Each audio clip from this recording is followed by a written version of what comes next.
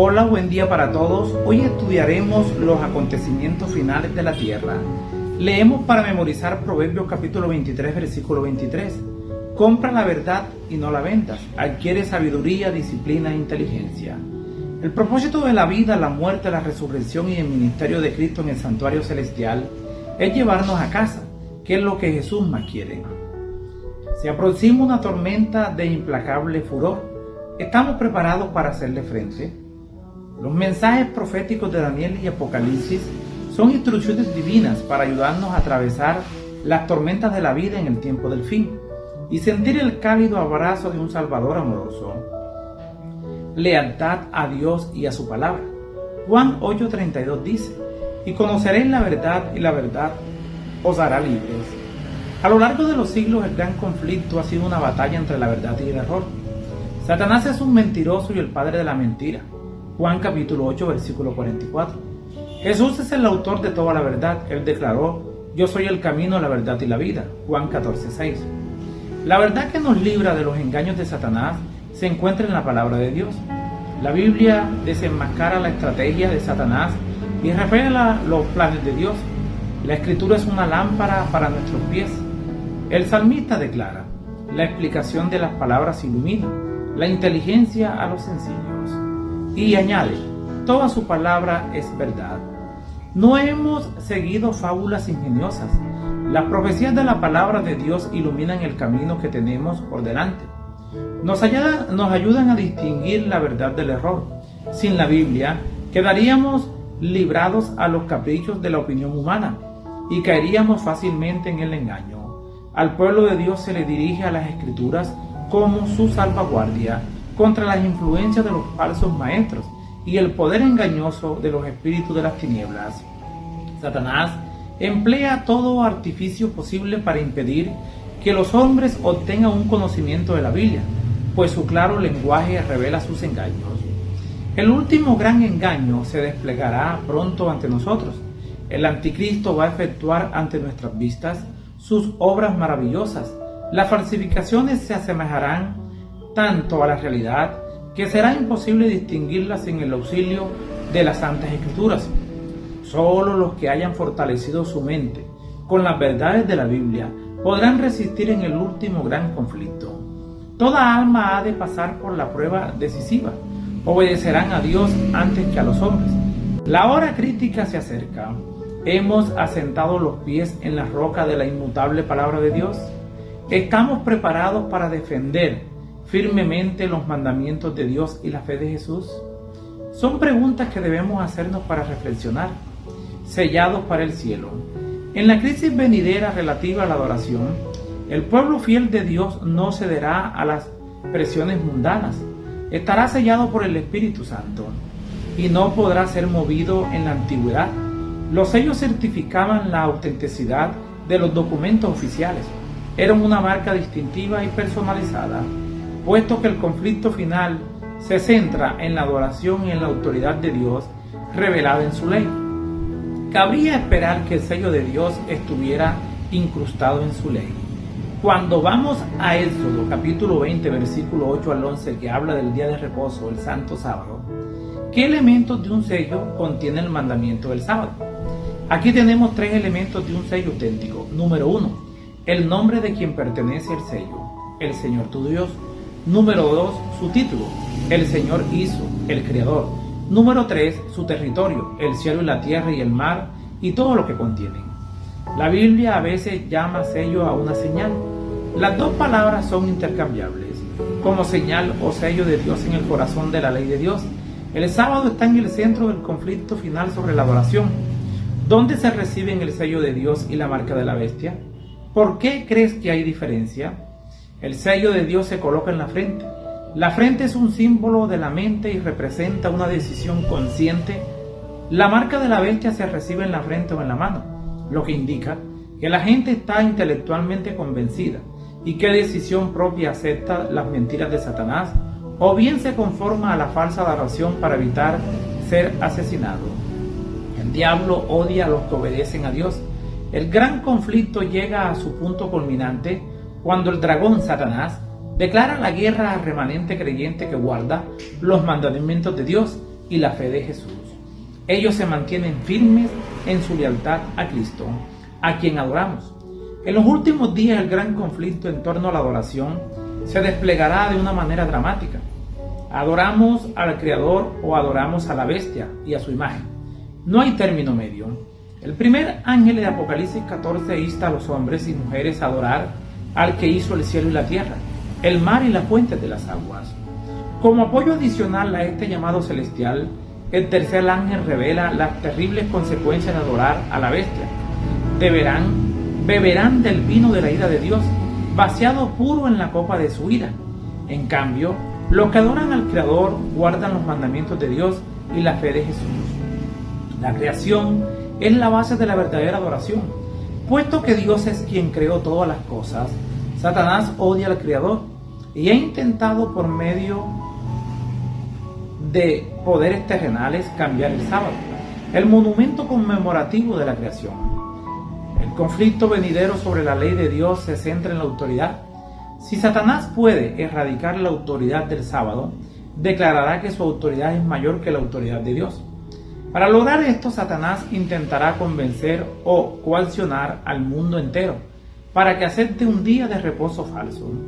Aunque ahora parezca difícil que esto no puede suceder, como hemos señalado antes, el mundo está cambiando dramáticamente. Aunque no conocemos los detalles que conducen a la marca de la bestia, no es muy difícil de imaginar. El mundo es muy inestable y, por cierto, con la asombrosa tecnología que existe actualmente, lo que la Biblia advierte puede llegar a suceder más rápidamente de lo que ahora podríamos imaginar. Leamos Apocalipsis 13 en adelante. También hace grandes señales de tal manera que aún hace descender fuego del cielo a la tierra delante de los hombres, y engaña a los moradores de la tierra con las señales que se le ha permitido hacer en presencia de la bestia, mandando a los moradores de la tierra que le hagan una imagen a la bestia que tiene la herida de espada y vivió, y que ninguno pudiese comprar ni vender, sino el que tuviese la marca o el nombre de la bestia o el número de su nombre. Quienes son fieles a Cristo en lugar de seguir a la bestia y su imagen, se enfrentarán a sanciones económicas, así como a la amenaza de muerte. La humanidad todavía es la que siempre ha sido corrupta, sedienta de poder y violenta. Por más que todavía no sepamos exactamente cómo se desarrollarán los acontecimientos finales, no debería ser demasiado difícil prever la persecución del tiempo del fin. En referencia a Jesús, Juan escribió que él no necesitaba que nadie le dijera nada acerca de los hombres, porque él sabía lo que hay en el hombre. Piensa en la corrupción de la humanidad y en el mal que los seres humanos son capaces de hacer. Las lluvias tempranas y tardías. Leamos Joel capítulo 2, versículo 21 al 24. Tierra, no temas, alégrate y gózate, porque Jehová hará grandes cosas. Animales del campo, no temáis, porque los pastos del desierto reverdecerán, porque los árboles llevarán su fruto, la higuera y la vid darán sus frutos.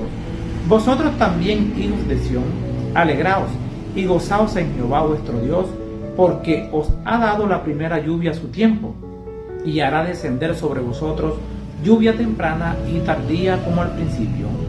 El derramamiento del Espíritu Santo en Pentecostés estimuló poderosamente a la iglesia cristiana. 3,000 personas se convirtieron en un día. El libro de Hechos registra milagro tras milagro de la gracia transformadora de Dios. Muchos de los que habían oído la palabra creyeron. Su número llegó a unos 5,000. Solo 120 creyentes se reunieron para orar, pero la oración produjo una diferencia espectacular. Rápidamente la iglesia añadió a miles de creyentes. Incluso gran cantidad de sacerdotes obedecían la fe.